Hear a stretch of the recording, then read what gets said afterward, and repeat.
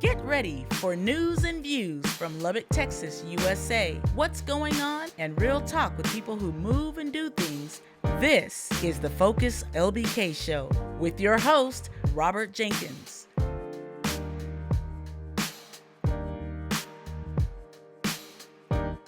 Hey, what's up, Lubbock? This is your brother, Robert Jenkins, coming to you with Season 3, Episode 126 of the Focus LBK Show. We haven't been in studio in a while, but we are pleased to be here today with Stuart Williams, who is a candidate for the Lubbock County Democratic Chair.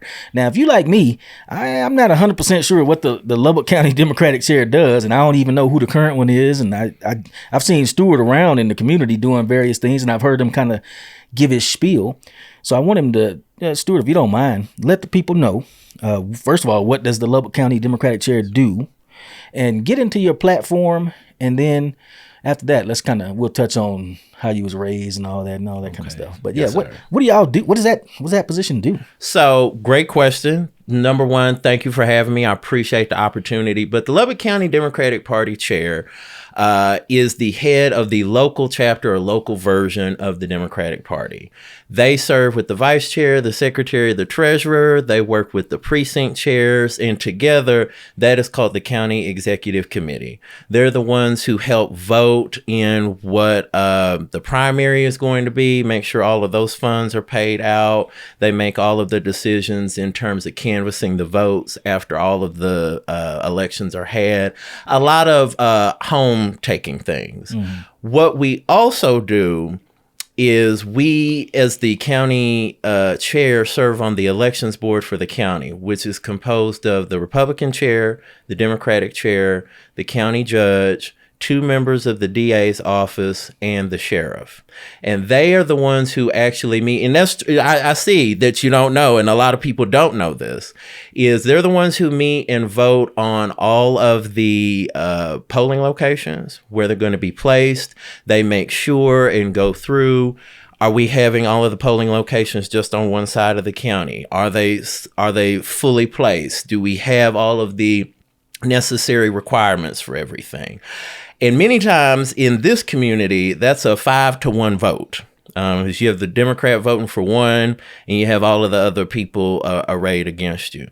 And I'm glad that you talked about seeing me in the community, because that leads into what I believe my platform is most based on. Mm-hmm. I hope that the other candidates, there's 3 of them running, there's 4 of us, will come to your program and talk to people, because my reason for running is very simple. I don't believe we're doing enough. I don't believe we're doing enough politically. And this is way past the Democratic talking points. In Lubbock County, we've got to have people who know Lubbock. Mm-hmm. We got to start talking about the things that matter here. The roads, the taxes, those things that pull people together. Like the AI data center that is being planned in our community. I'm gonna definitely ask about that. And we've got to talk about those things. But my big platform is about coming in and taking this county party back for working people. For far too long, in my opinion, we've been talking about esoteric things that are up in the clouds that people may believe are important, but are not important to our lived lives here. And most importantly, I'm reaching out to independents, Republicans. This is an open Democratic primary. Any person who is registered to vote in Lubbock County can vote for me. If they really believe, and even if they're the diehardest Republican, if you are over it and you want someone who wants to do something, I encourage you to come into this open primary, because you don't have to agree with me on everything, and we don't have to agree with each other on everything. But we need to have the fundamentals of the taxes. That is my biggest thing. I pay property taxes on 2 properties. I see people like Miss Sonia Fair and others in this community who are elderly women trying to hang on to their houses, and they're being taxed out of it. And while we have a lot of rhetoric from the Republicans, they have not changed our taxes in 30 years in this county. I'm not talking about national, and I'm not talking about the rest of the state. I'm talking about Lubbock. We have seen our taxes go up and up and up. Meanwhile, they have slashed in half the volunteer firefighters budget, which is insane. Those are the people who are our neighbors who run into the flames. They slash them in half while at the same meeting giving themselves a 2% pay raise out of our taxes. There are no Lubbock County Democrats elected at all. We are not in that courthouse. We are not keeping these people accountable when it comes to that tax structure. That went through all on Republicans. We are not at the table. And we know if we're not at the table, we're on the menu in this community. I like that saying, if you're not at the table, you're not at the menu. You mentioned something earlier, and it's a lot of different ways to go. But you said that you're kind of not interested in some of those more esoteric topics. And my question then is, what exactly is the relationship between the National Democrat Party and the local Democrat Party? Do they give y'all marching orders? Do they not? Do they give you money, funding? How does that work? And also, do they seem like more of a hindrance or an encumbrance, especially in this conservative area? I would say, to keep it a $150 with you on me, I believe it's more of a hindrance. I do not fundamentally believe that people will vote for something they don't know or that they didn't have any part in. And a lot of these ideas and policies are cooked up by, I'm sure, very well-intentioned people very far away. But the road to hell is paved with good intentions. And we have to have people who are involved in our policy here. I see a lot of orders coming down from the National Democratic Party to others, to some of these candidates that I see.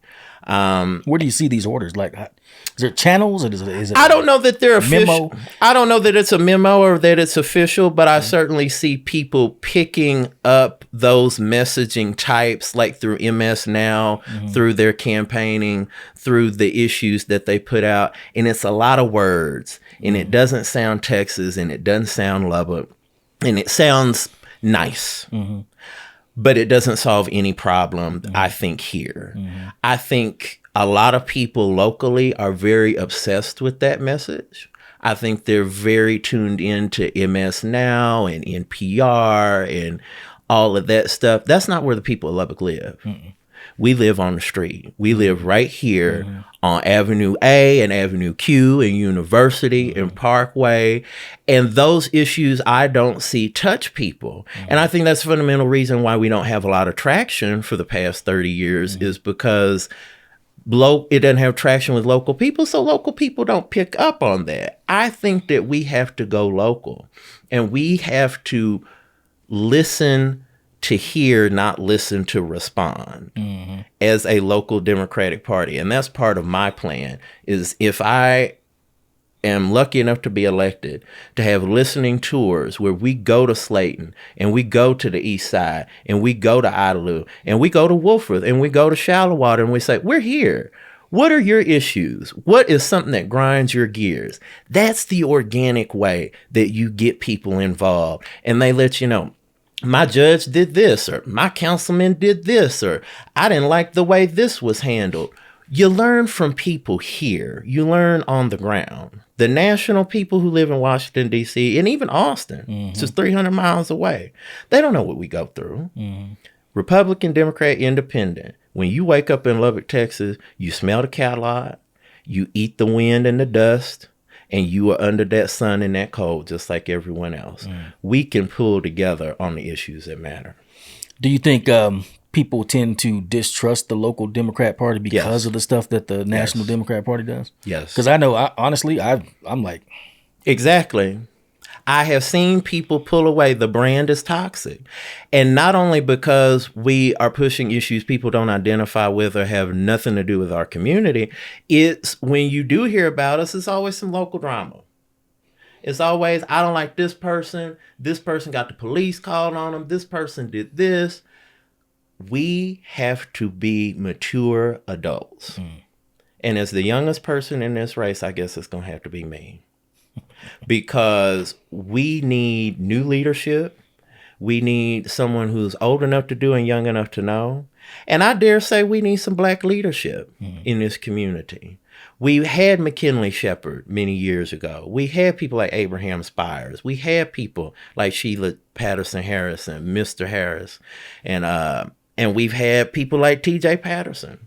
We need more, because there's a whole part of this community that is not being served by the people who are currently in office. If they really cared, and this is really about the Republicans right now, they'd be over here in our community. They'd be talking to everybody. They talk to the people they like.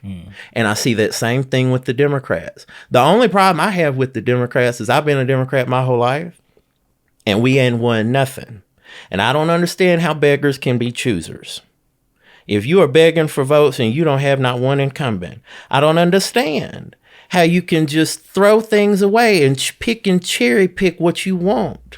We have to stand up for people. And if you are afraid to do that and to really hear from people who violently disagree with you, then you better get out of the kitchen, because it seems like you can't stand the heat. Well, I wonder how much of you were talking about how certain the Republicans don't tend to focus on the East Side, for example. I'm assuming that's what you're referring to. And not even the East Side. I live on 45th and Avenue Q and have lived there since I was 11 days old. Yeah. The crime has never been worse. Right. I can sit in my living room and hear the gunshots at night. Yeah. And we have heard a lot from this president that he wants to bring down crime. Yeah.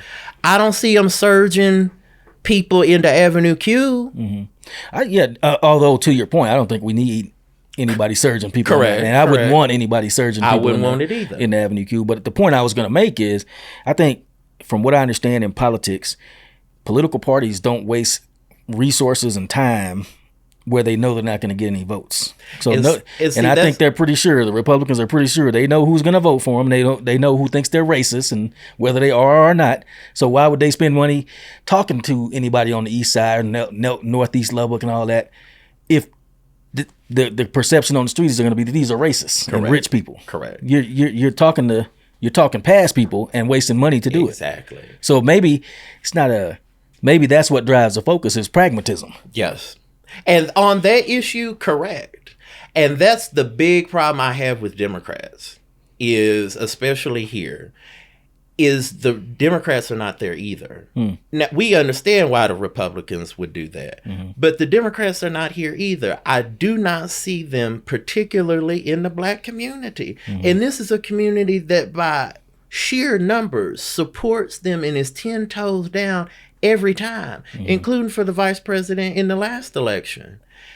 And the numbers are just not there. My precinct, which is about 50th and Avenue Q, 15% for Joe Biden in 2020.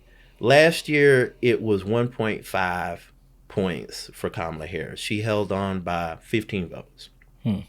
We won 13 precincts in a county that has over 140. And mine was the last Democratic precinct. Nothing west of University, nothing south of 50th Street. It's a big problem. The incumbent, who hasn't been seen around, said that she was going to do a lot of things. She was going to get Gilbert Flores reelected. She was going to hold fundraisers. She was going to get invested in the Hispanic community. Where is it? We have put together the Lubbock Coalition of Black Democrats, but where is the Tejano Democrats of Lubbock? Let's put that organization together. Why is our Democratic Party not at the Jamaicas? Every Jamaicas with a booth, registering people to vote, having our Spanish speakers there.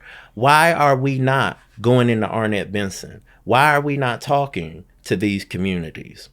Why are we not at Our Lady of Guadalupe's Jamaica? 10,000 people are there. Right. You're asking rhetorical questions, but that's a real question. Why? They don't want to. Do they want to win? Do they not? And that's my big question, is if you don't want to win, then why are we having this race? Because I want to win. I have lived here long enough. Excuse my French, I'm under the rainbow and over the bull when it comes to this. Because there are too many people being left behind and not being in the discussion. And one of those are men. There's a lot of working class men who are left on the sidelines when it comes to political discussions in this community. When it comes to taxes and healthcare, keeping your family together, talking about God. There are Democrats who are godly. There are Democrats who believe in guns. There are Democrats who believe in keeping our debt down. That's what I'm representing, the pragmatic side of this party. And it's time for us to get off the pot or sit there. Yeah, it's funny that you say that.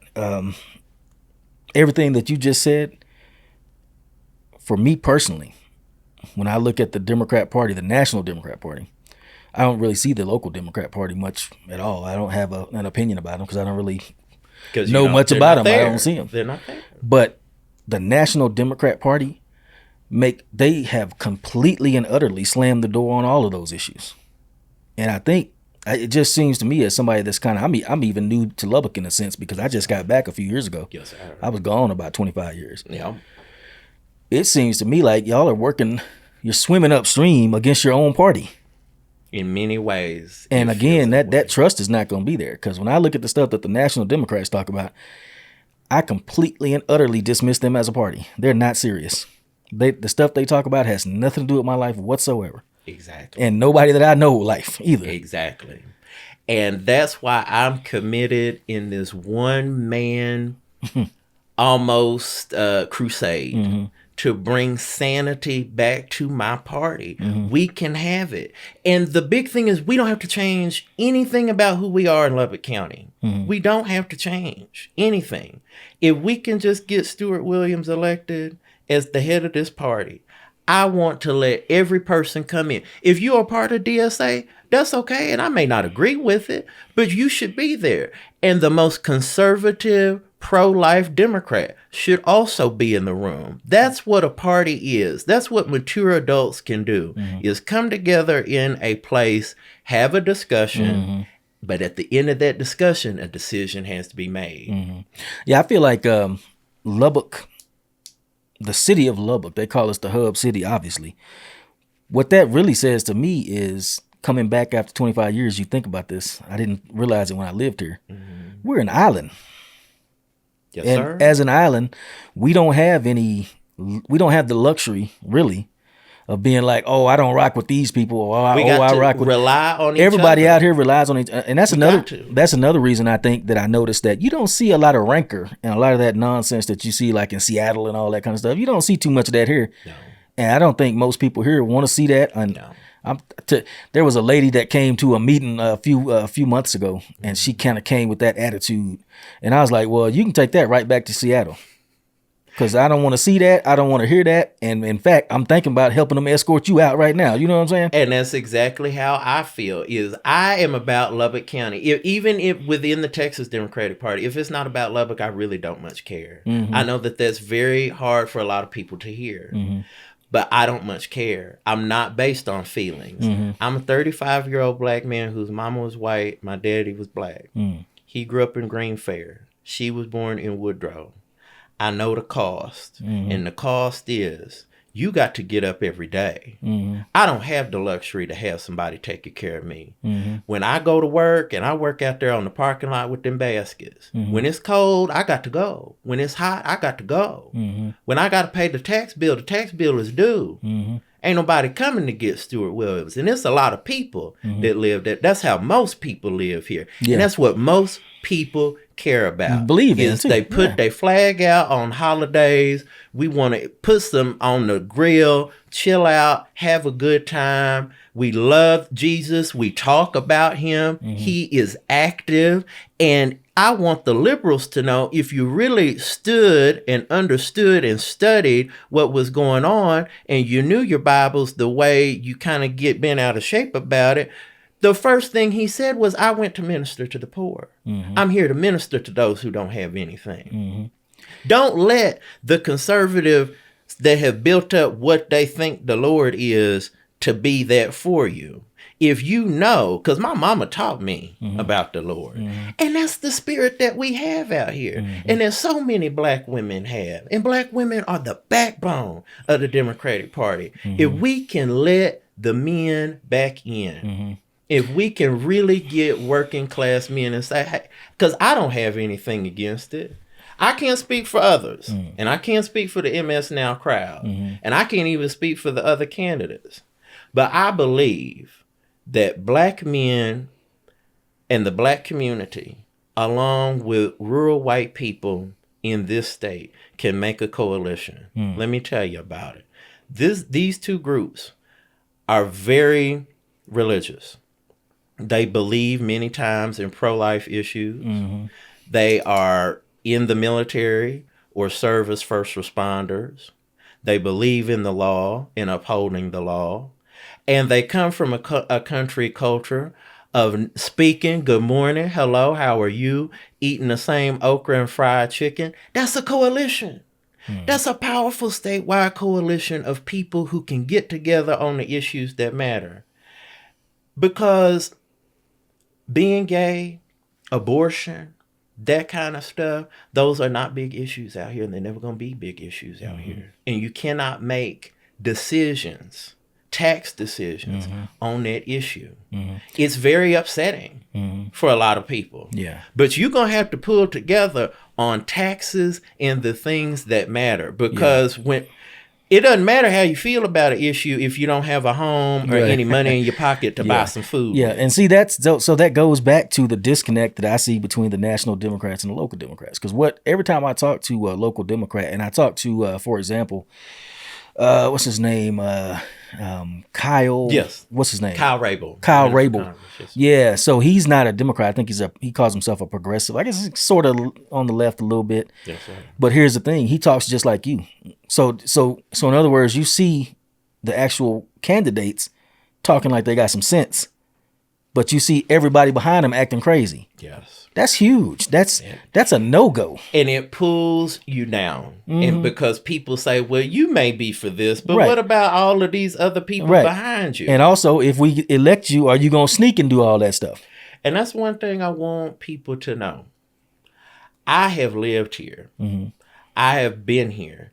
I'm not going anywhere, and I'm not changing my position on anything. I want people to know when I go in that building and when I become the chair again, because I'm the only person I've done this job before. Oh, so you've been the chair. I was elected in 2016 till 2018. I'm the only black person that's ever been chair of the Lubbock County Democratic Party before. Ever since way back in the segregation era. So I know this job. I know how to do this. We recruited a historic ballot in 2018, and we didn't get anyone in, but we got very close. We got almost 35% of the vote in this county and pulled Ted Cruz down to 65. So when we pull that together, I want people to know I'm going to stay stock still, iron-willed. I am serious about this. We have to turn this around. I'm going to listen to everyone and make sure everyone has their say. But this organization that I'm representing, and this ideology that I'm talking about, because I want to take it further than the county party. In March, we have the county convention after whatever happens after the primary. And if I'm so blessed as to get elected, March 21st is going to be the county convention. I want to make sure that all of the delegates are there, because what you're talking about is how we change things. The people who believe like me, the people who want to get on with it, and get on with the future and do the important things, come to that convention. Be a delegate, because when we get the full 39-seat delegation, then we can go to Corpus Christi. And when we talk about the platform that's going to come out of the state, we as Lubbock people can say, hold on, we need this in the platform. We need to make sure that we don't have the highest electricity rates in the state. I'm sure people don't know that. Lubbock, Texas has the highest electricity rates in the state. We as Lubbock Democrats need to be in Corpus Christi to put that in the platform. We need to be there to say oil and gas, yes, because I believe in it. If you drive a car, that's how you getting home. It's 42% of Texas.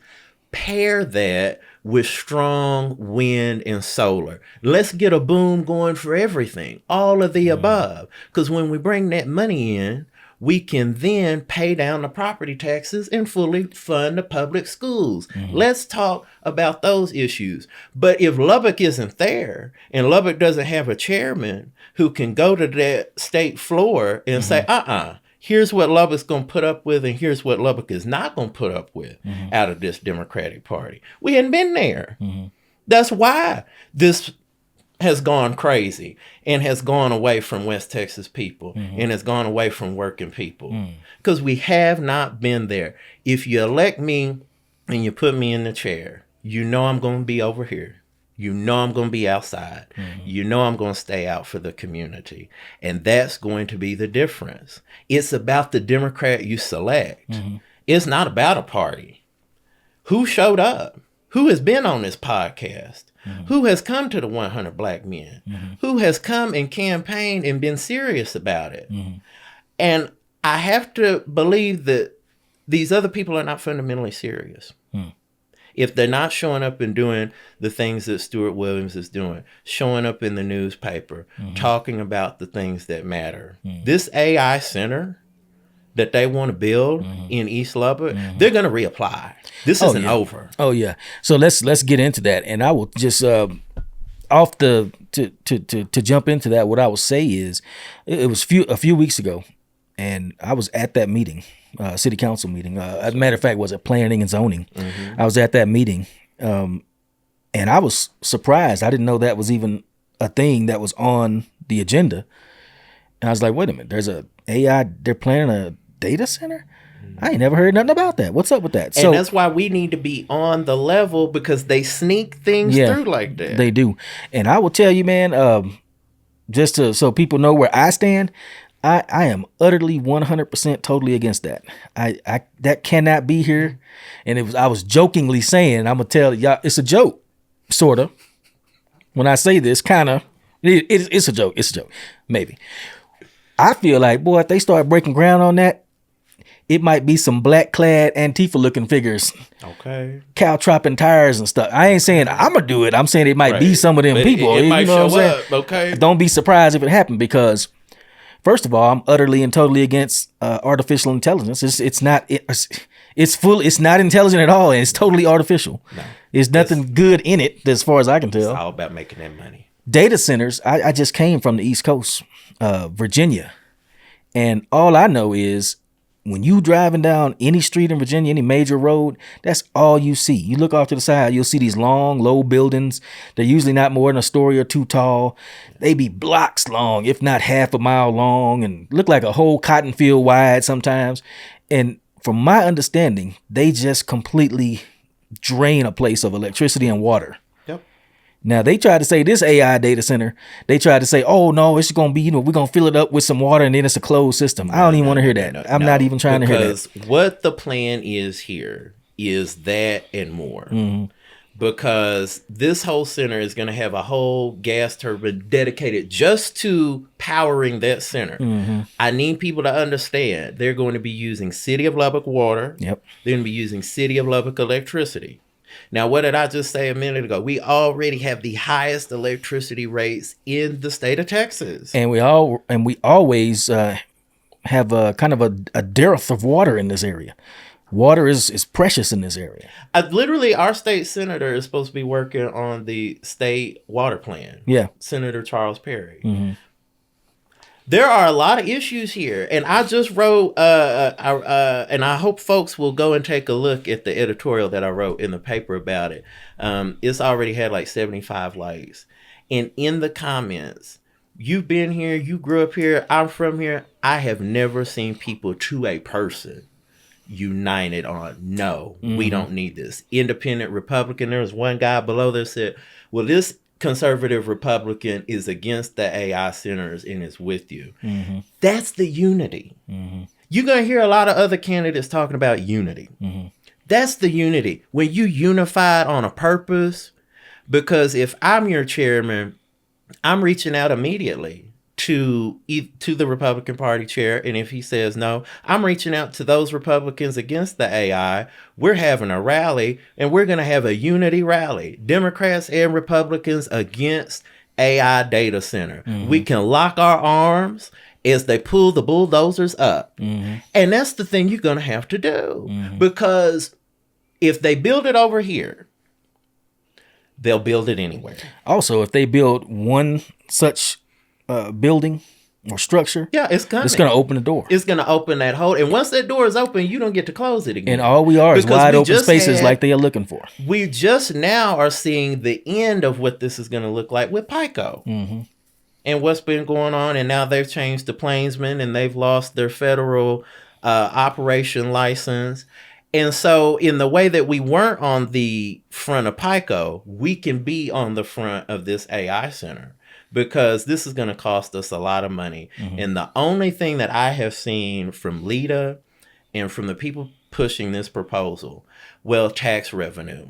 Not enough. I'm not concerned about that. I'm not buying that tax revenue. I'm not buying that. Right. Because nobody's gonna hardly be working there. And those are the questions that I have about this community. What money is gonna go back? You're not gonna hire East Lubbock people to work there. You're not gonna hire East Lubbock people to build it. That power is not gonna come back into our grid or into East Lubbock. So it's an extraction. You are coming and sucking out what you can get. And then saying, we'll do your little tax abatement and maybe help you on that or whatever. Right. And that's not what those people need. That 936 square acres should be homes. Right. It should be. And there's kind of a conundrum there, too. There's kind of a little contradiction you see there because a lot of times, again, going back to the National Democrat Party, they're always talking about green energy and environmentalism and climate change. Right. Some people don't even think climate change is a real thing. I'm one of those people. I've done a little reading on it. Don't just listen to one side. Read the other side too. And the other side make more sense. It looks like it's cyclical, but that's neither here nor there. What I'm getting at is, it seems like if you're for the environment, if you're for green energy and renewable energy, it seems like you would have to be against the AI data center. Correct. They literally are. They look like big parasites that land in your city and just suck stuff. And just suck things right out of the ground. I'm like, no, who is bringing this and why? And how is something that big, 900 and something acres, sneaking onto an agenda that I'm not even aware of? Because that's half of Texas Tech's campus. Yeah. That's half of Texas Tech, and no one knew about it. And the thing you got to look at is they said, we are taking the application and we're going to reapply. Yeah. They're going to come back. Yeah. And by the way, let me throw it out there for the visitors or for the viewers that may not be aware of this. The gentleman who is funding that, the person that's going to own that and build it, is out of Oakland, California, if I remember correctly. And that's another no-go. Yep. I don't want no East and West Coast people over here doing stuff that's acceptable in their neighborhood over in my neighborhood, because it's not the same neighborhood. It's not acceptable.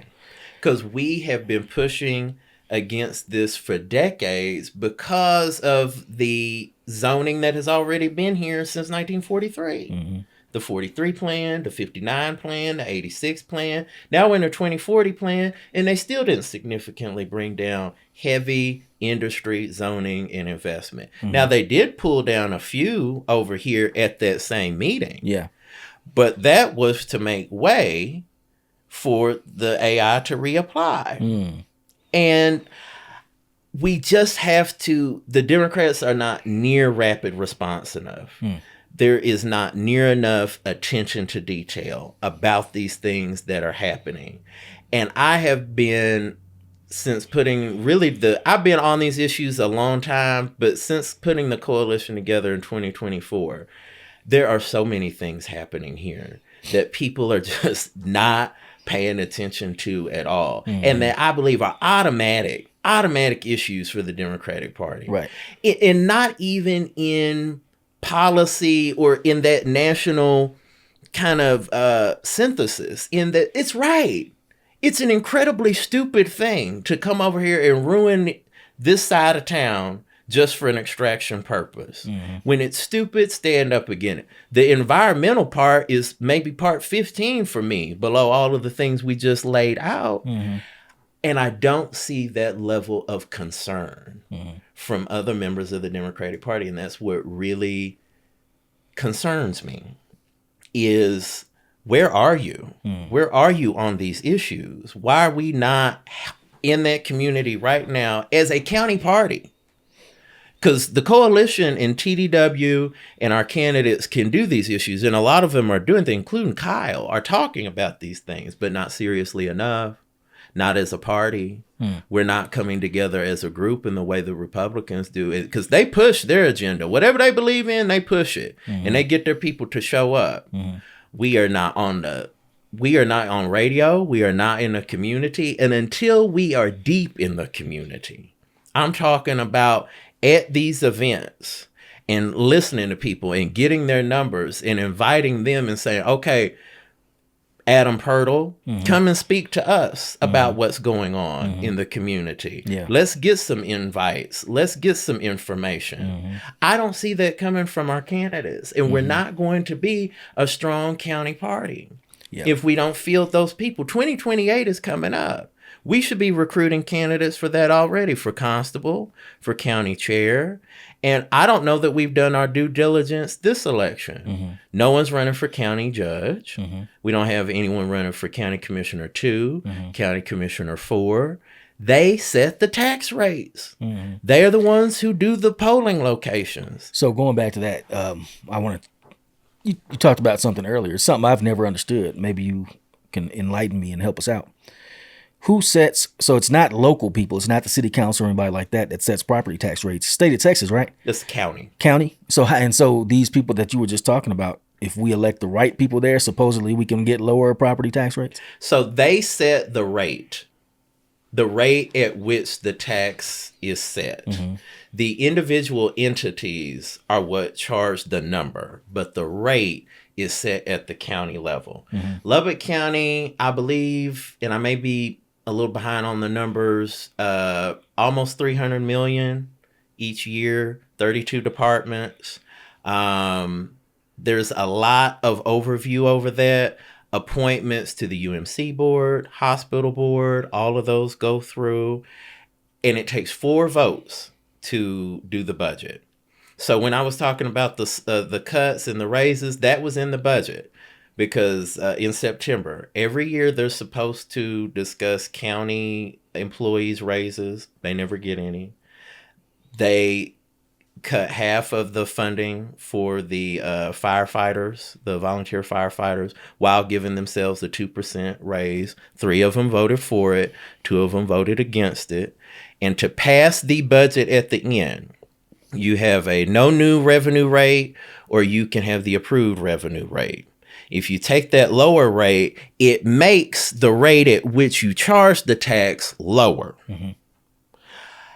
What it will end up doing is down the road, we're going to have more debt. You rack up more debt every year that you don't pay it back. And so 2 to 3 to 4 years from now, much like the county judge said, we're going to have a debt issue. And when we get to that issue, we're going to have to raise the rate more to claw it back. So our taxes are going to go up. The city already has over $1 billion in tax burden. These people are not fiscal. These people are not conservative. They push and kick the can down the road, and they wink and nod in front of the taxpayers enough to make it seem like they're doing what they're supposed to do. And what you have missing is Democrats in that mix calling it out and saying, this doesn't match. Why would you take that no revenue rate if down the line we're going to have to pour more money into it? The county judge brought that up, but he's only one person. The reason we didn't have this before was we had 3 votes. We had precinct 1, we had the county judge, and we had Gilbert Flores. And so they could keep a lot of this from getting there. Now we don't have anything. Gilbert Flores didn't get reelected? He did not get reelected in 2024. Miss Seha said she was going to do a fundraiser for him. She said she was going to get out to vote for him last year, and she didn't do any of that. And so that's why I'm running, because in addition to that, we can't even get quorum at our party meetings to pass things through the party. We have had quorum 2 times in the last 2 years. Sounds like, just to me as an outsider and somebody that's hearing this for the first time, sounds like y'all are demoralized because you're in such a red area. And we don't have to be. We don't have to be. thinking for yourself.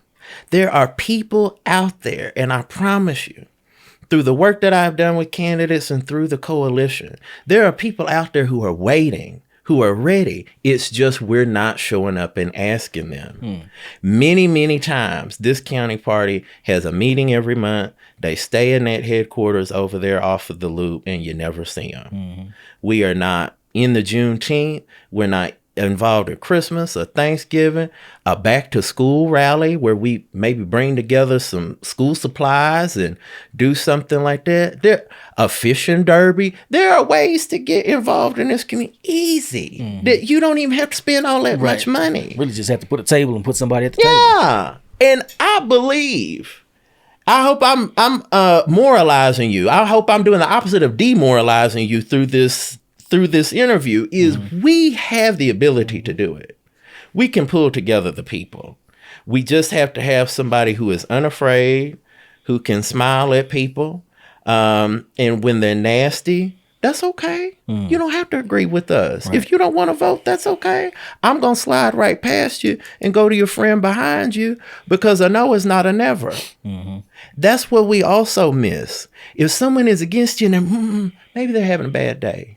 Maybe they don't understand what's going on. But a no is not a never. We don't need to get in people's face and say, oh, you're an awful person because you vote this way, or you think this way, or or whatever about that. Even Andrew White running for governor a couple of days ago, he's going to jump out here against another candidate and say, well, they didn't vote in the Democratic primary and you shouldn't support them.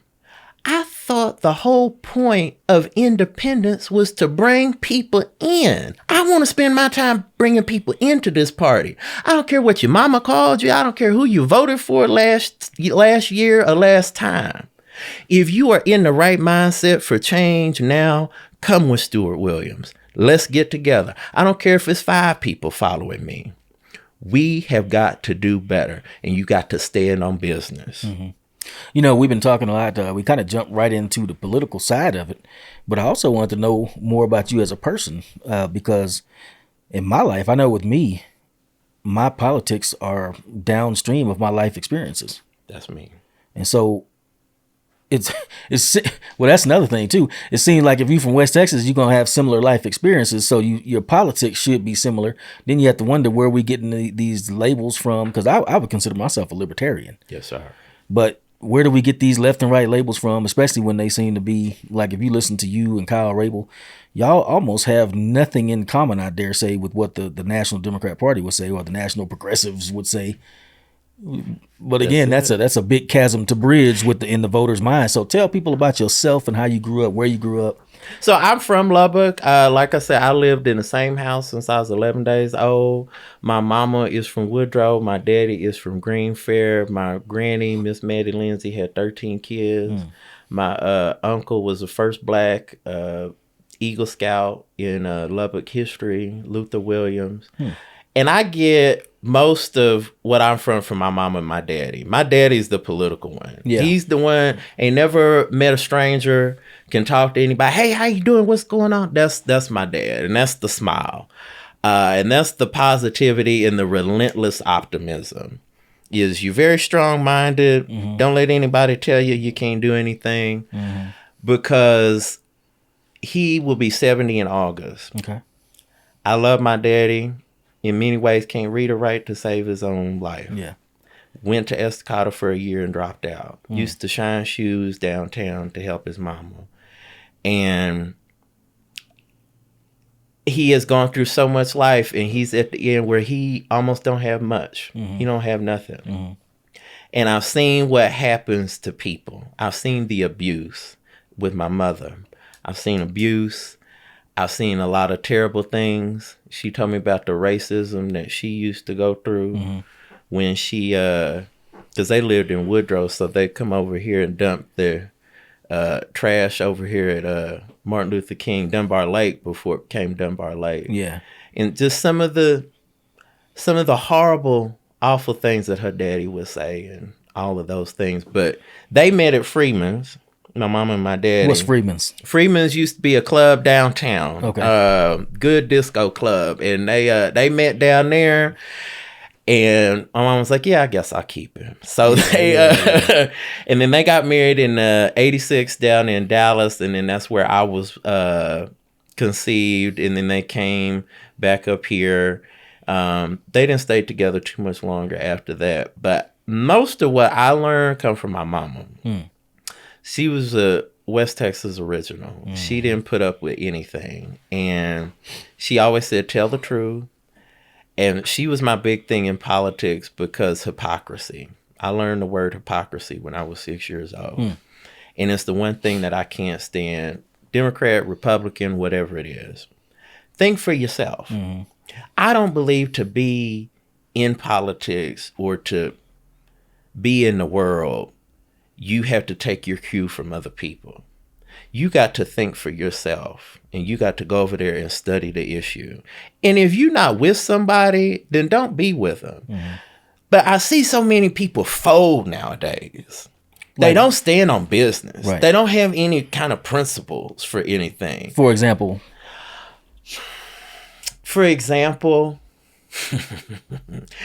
when it comes to raising kids, I was raised in a very different way. And I see so many people be disrespectful. They're almost friends with their kids now. And I don't think that that's a bad thing. But I do think that we have to have boundaries. We don't have boundaries with our kids anymore. We don't have boundaries in our personal relationships or our politics. It's just, hey, I'll lay back. I'll take whatever is coming to me. The world is going to hell. None of the politics or whatever. It won't stop until we demand it's better. Until we put in that principle that says, no, I'm not going to allow you to say that. I'm not going to allow you to do that. I'm not going to respond to that. You're going to have to refer to me in this way. You're going to have to be respectful. Those are very old values. And a lot of people don't believe in them anymore. And people tell me all the time, you're just an old man. You just, I'm sorry, but that's how I am. We have to have people who stand up for manners and who stand up for what's right. Charlie Stenholm was a very personal friend of mine. And he said, when politicians choose their voters instead of voters choosing the politicians, that's cheating, pure and simple. And it really is. It don't matter if you're a Democrat or a Republican. You need to show up for people. And if you can't answer the question, then go sit down. No one can really seem to admit winning and losing now. They don't want to, even the Democrats sometimes is, well, we didn't say that. No, you were wrong about it. Just admit that, take that loss, and go forward in honesty to people and say, yeah, we were wrong. I'm going to do better. Let me try to do better and pull that vote for you. Right. That's what you need to be with people. That's very interesting that you point that out, because that's another one of my beefs with the National Democrat Party is from my, what do they say, by my lights, it seemed like they've been wrong about everything from COVID to immigration, but they still pressing forward on it like nothing happening, like it's perfect and it's good. No, we're going to keep doing it. We want more. Let's open it up more. And I'm like, you can't do that. You have never said, I'm sorry. You've never said, oh, that was probably wrong. We probably need to stop and turn around or go to the left or the right. Right. Senator Langford's border bill. The Biden administration was not keeping the border secure. Yeah. Let's just call it what it was. And also, let's be real. And the reason they're not keeping the border secure is because illegal aliens that come in, if you go into a sanctuary city, that increases your population, which increases your representation in the House of Representatives. And also, you pair that with not demanding voter ID. You can sneak votes in there. And that it's all one thing. It's a strategy. It's a strategy. But they'll say, no, that's not what we're doing. Black people can't get ID, so that's why no, come on now. And the thing that we have to make sure of is that we have those laws in place. And that's why I always say I supported Senator Langford's bill to make sure that we were strong on the border. Now, I will say, I don't know in the state of Texas that we have a lot of people coming in and getting registered illegally or that any of that is happening. I will say, and I will go with you, that it creates an environment in which things are very loosey-goosey. Mm-hmm. And we cannot do that. And on this, I got to get my Democrats to understand. In this community, that's the viewpoint. It does not matter what your personal viewpoint is. If we want to win and we want to pull back people, the Democrats, national, most respectfully, like Hakeem Jeffries and all these people, it's not about you. If you want to win, you need to go listen to people and what they believe. And my campaign from the beginning in October was about where are the voters here? It's what the majority in the districts in Lubbock County believe. And you can't get too far in front of voters. You cannot walk too far in front of people. They are not going to be with you. On taxes, on the border, on those things, until the Texas Democrats get strong and they get centered, we are not going to be able to push forward on that agenda. People are not going to believe in that. And that's what I stand 10 toes down on, particularly guns. I never thought I'd see the day when Republicans would say, we're going to take your guns. And we're going to take guns away from people just because they trans. And we're going to take guns away from people just because they protested. The president. The president several months ago. Well, he mentioned something about you shouldn't have a gun at a protest. And I don't know if I believe that. Well, I'm a staunch Second Amendment advocate, and I think you should have a gun wherever you want. Exactly. That's exactly what I believe. But here comes the personal responsibility intelligence part of that. You cannot be at, like this cat up in Minnesota, you cannot be armed and in cops' face and doing all kind of craziness, because then when you see a gun, that changes the whole equation. True. Cops want to go home just like everybody else. And I'm not really an advocate for police. I feel like I police myself. I frankly, I would like them to leave me alone. Stay out from around me, to be honest with you. And that's what I need the Texas Democrats and people around here to get back to. And that's what I believe is let live. That's what when I'm in my house, if you come up on my property, I'm going to have a gun. And if you're not welcome, you're going to get unwelcomed real quick. And that's what people need to know and understand is as long as you pay your property taxes and you stay over there across the street and you follow the laws, hey, I'm with you. And that's what we got to get back to is respecting people on that. Because on the gun issue, particularly for black people, Ida B. Wells was the one who said it. Yep. I have Winchester repeating rifle.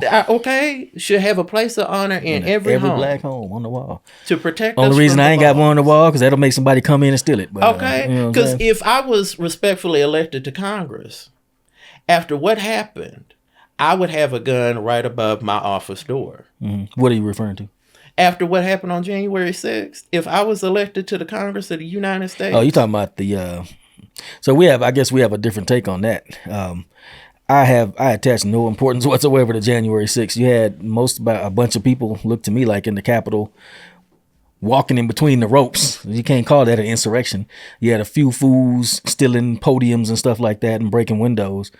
But I'm much more concerned about the response that I saw in Minneapolis from the people in the wake of the George Floyd riot, destroying all those black businesses in that over by Cup Foods where it happened. Right. I think there's an area, I forget what it's called, but it was heavily black businesses in there.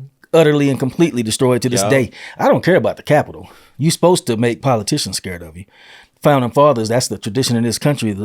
Well, I will say on that, for me, it was a personal desecration of a house that we built. Black people built that house.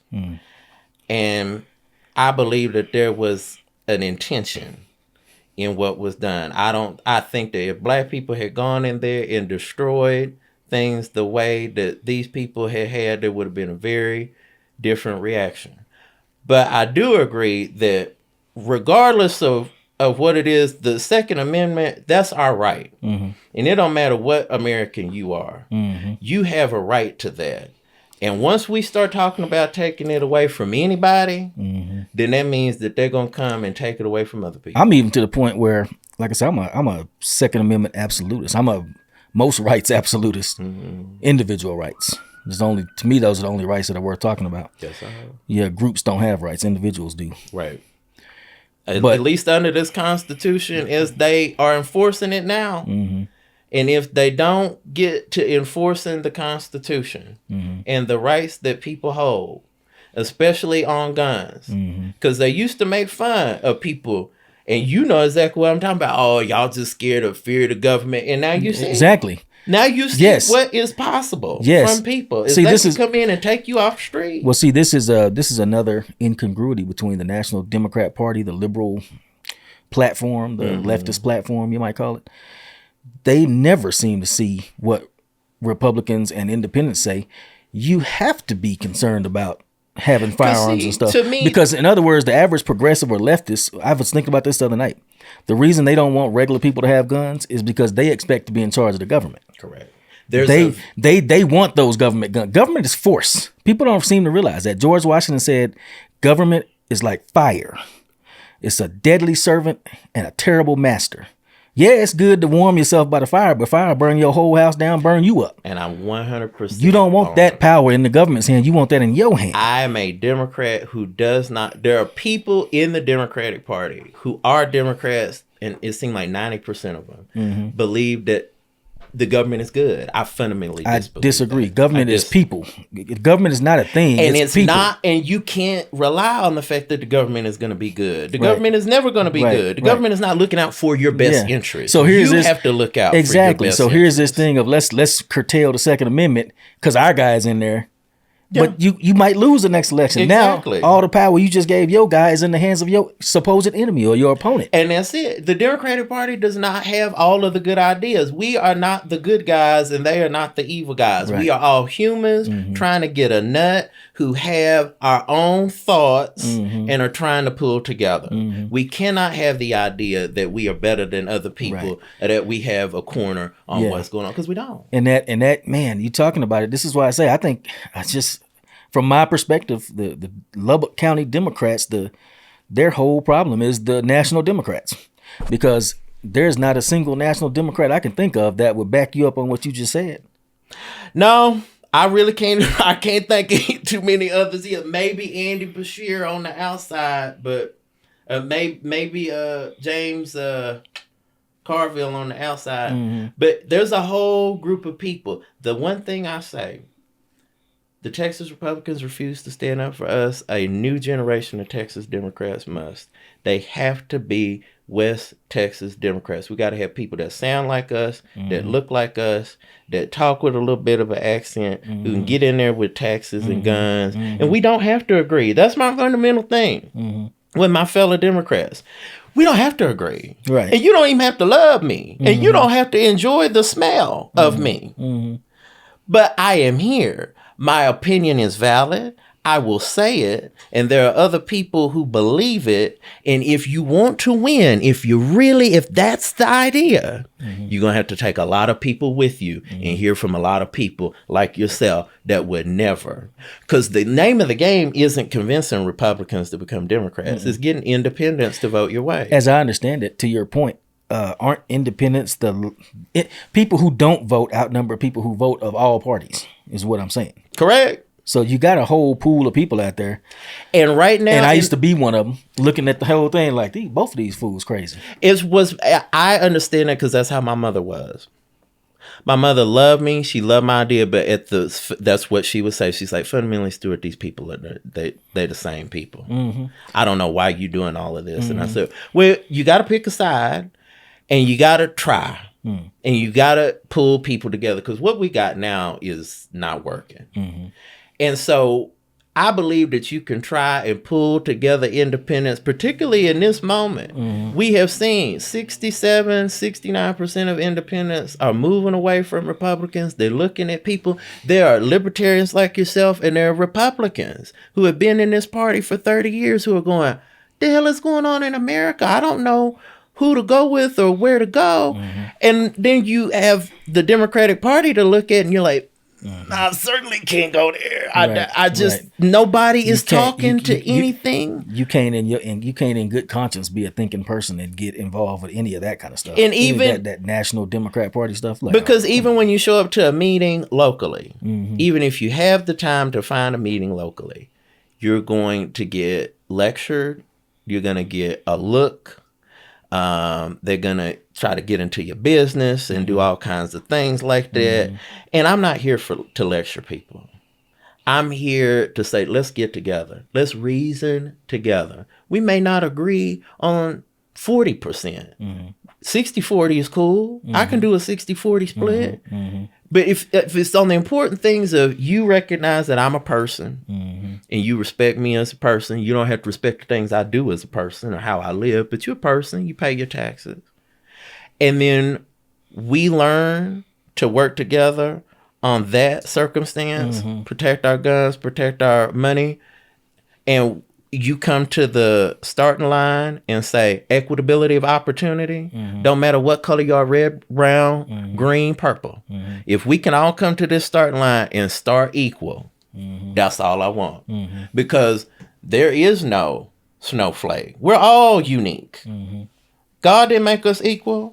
He didn't call for equality in all things. What we call for is at the starting line, you got the same equality of opportunity. You got and that's why I hate when people say equity, because equity in and of itself, the word itself is made to sound like equality. So yeah, I'm down with that. But no, it's not equality. It is redistribution and moving stuff around and giving people you think need a special hand. And if I could just facilitate this as an ongoing conversation of Democrats have to challenge their thoughts and their assumptions. Republicans got to challenge their thoughts and assumptions. Think for yourself. Look at this from an outside way. And let's find the ways to get together. We can do that job. And we can facilitate that job. You just got to have a man who can do it. Indeed. Stuart, it's been real nice talking to you. As we close out here, give them one last elevator pitch for you to vote for you. Okay. Well, listen, I sure thank you for the opportunity. The one thing that I will say is really on a local level, I'm a man who's from here. I'm very simple. I think you've gotten there from this interview. I don't put on a lot of airs. I want to tell the truth, mostly because I'm tired of losing. I'm frankly tired of losing. I don't know that the Democrats have some of the best candidates, and I don't know that we have the best message, but I do know that we care more. And I don't think that the Republicans are going to change their ways. And they have lost their way fundamentally, at least in the way that they're in charge of it. So if you believe in less tax, more work, fair play, honest politics, if you want to get on with it, because in 10 years, we're coming up on 2036. The bicentennial of Texas, 200 years of Texas. Is this what we want it to look like? I don't think so. I think we can do better. That's what I'm asking. We can do better. I know we don't want data centers all over. Okay. So if you're coming into the Democratic primary, the open primary that we're having, please consider Stuart Williams. I'll be honored and humbled by your vote. Let's get us a man who's different, who thinks for himself, who operates on himself, who really believes that you, the voter out there, matters. Okay, Republican, Independent, whoever you are, just come out. Let's keep the conversation going. Let's come together. That would be my pitch. All right. Well, folks, y'all heard it right here. I think that seems like a genuine individual. I mean, I've seen him out and about, as we have a section called Out and About in the community. So I've seen him out and about. And I do hope the other candidates will. Yeah, I was just about to say the other candidates. I don't even know who they are. I don't even know who the incumbent is, which is interesting. You should know that, because I read a lot, and I'm always looking at newspapers and articles and stuff like that, and I don't even know your name. I have no idea who you are. So that's very interesting. But man, Stuart, thank you for coming by the Focus LBK show. Yes, sir. I appreciate you. I think the people out there that listen to this I think they got a good idea for who you are. Good. I think again you're battling uphill against it's funny, man. The Democrats, y'all are battling y'all shadow. Yes, sir. Salmon swimming upstream. Yeah. But I wish you the best of luck. Thank you, sir. All right. LBK, thank you for tuning in to the Focus LBK show. This is Robert Jenkins. If you got anything, if you like this podcast right there, you got something to say, man, hit us up down in the comments. You can see us on Facebook. We on YouTube. We're trying to expand our reach. We're going to continue to bring you local guests that mean something, people that move around and do things in the community. We're going to redouble our efforts in that area. So again, thank you for tuning in, and stay tuned. Keep it locked. We coming back next Thursday at 6 a.m. You know how we do it. Peace, y'all.